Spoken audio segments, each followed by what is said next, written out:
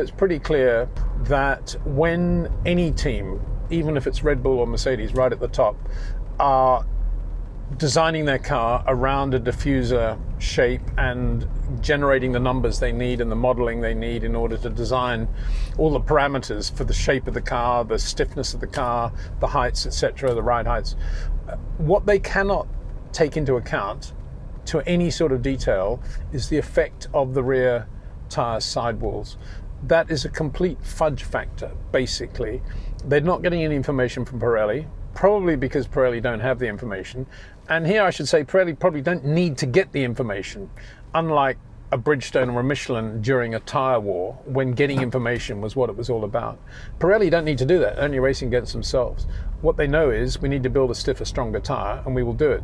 But how that sidewall deflects or moves at certain speeds, at certain dynamic loads, through an infinite variety of loads on any given circuit, compares how that new sidewall compares with the older sidewall. We're stuck behind a tractor here, by the way, no problem. Nice part of the world anyway. How that happens is nobody knows. Nobody has the numbers. Now, the very top teams, maybe Ferrari in there, I doubt it, probably just Mercedes and Red Bull, do factor in what they logically think would be a couple of the design parameters, maybe one, maybe two, of the sidewall deflection and sidewall shape.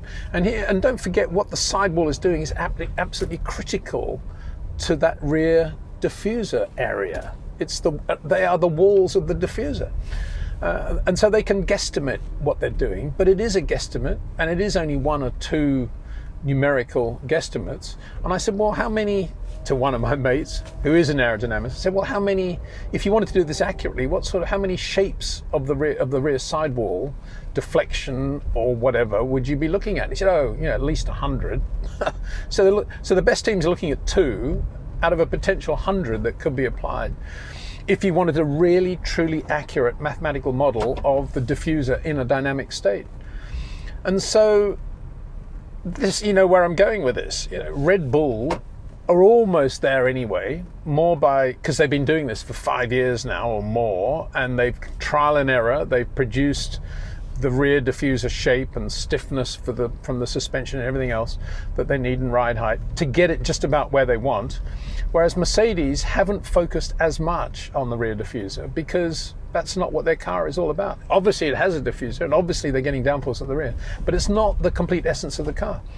And so when Pirelli produced stiffer rears, it actually gave Mercedes a leg up, because suddenly they had a more consistent wall to their diffuser just by Pirelli giving them that to the rear tire. It didn't actually affect Red Bull that much because they weren't that far away anyway. That's what's happened in my view. And that may sound incredibly simplistic, and talking to you now, it does sound simplistic. But you know what? In my experience, and I've been around a little bit in Formula One, most of Formula One's major things are very simple. Whether they're engineering, whether they're driving wise, whether it's organizational, most of it is pretty simple, astonishingly simple, even though from the outside it looks unbelievably complex. And so I err on the side of thinking this probably is the case. I think that's what is going on. I think inadvertently, because they want stiffer tires, stronger tires, so they don't have any more tire failures at the rear, Pirelli have produced a tire that's made it slightly easier for a Mercedes to get the back end of the car to perform at a higher level. And it hasn't helped Red Bull because they were kind of there anyway. That's it in a nutshell. And as a result of that, of course, as I say, Mercedes are able to, they've got a more efficient package, are able to run less wing for the same downforce level, if that makes sense, inherent downforce. And that's what we're seeing. And that's why it'll be very interesting to see how Mercedes get on now in the remaining races of 2021. If you're a Red Bull fan, you're going to probably think, well, that's not fair. Well, it's not fair. It's not fair that Max's tyre went in Baku. And it's not fair that this change, which is a change that has gone to all the teams, has affected Red Bull more than it has Mercedes. But Pirelli would say, well, we're doing it for other reasons and it's not our problem.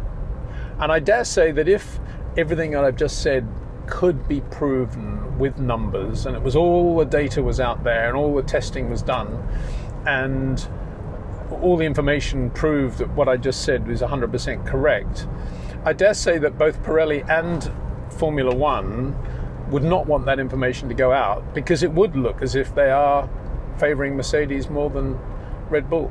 But that isn't ever going to happen, because they're never going to have that information. So that's where we're at. That's one of the mysteries. I guess you could almost say one of the beauties of Formula One, but I think mysteries of Formula One is probably a better word, because it's not a beautiful thing that we don't have that knowledge. It's just a mysterious thing in that the knowledge is out there, but we don't actually have it.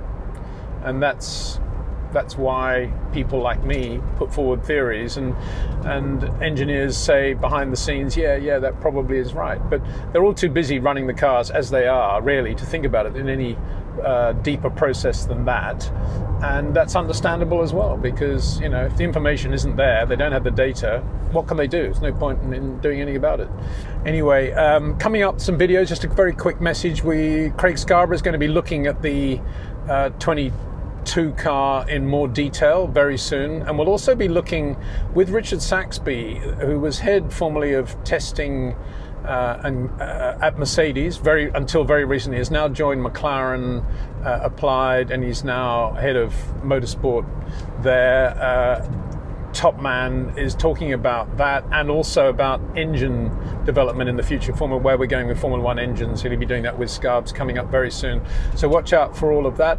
In the meantime, thanks to you again for watching and for subscribing. Thanks to Jetcraft for the support of this channel, and to Globe, of course. And as ever, we'll be doing 3 videos from the next Grand Prix, which is Sochi this weekend. So look forward to seeing you on Friday.